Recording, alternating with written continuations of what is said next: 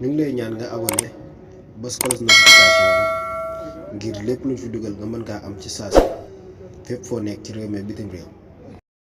waaleykum wa rahmatullah yéen mbokki jullit yi mbokki taalibe yi ñoo ngi leen di ziar di leen jaajëfal ci topp bi ngeen ñu topp fii ci Khelcom Vision. laataa loolu nag fekkee gan nga ci page bi ñu ngi lay ñaan nga abonné te bës cloche notification bi ngir lépp luñ fi dugal nga bokk si ñu koy njëkk a jot. kon ñu dikk ak yéen ci naafila guddi juróom-benneel bi ci weeru koor gi.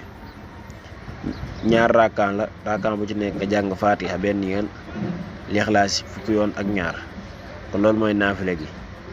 ñaar rakka benn sëlmal la nga teg ci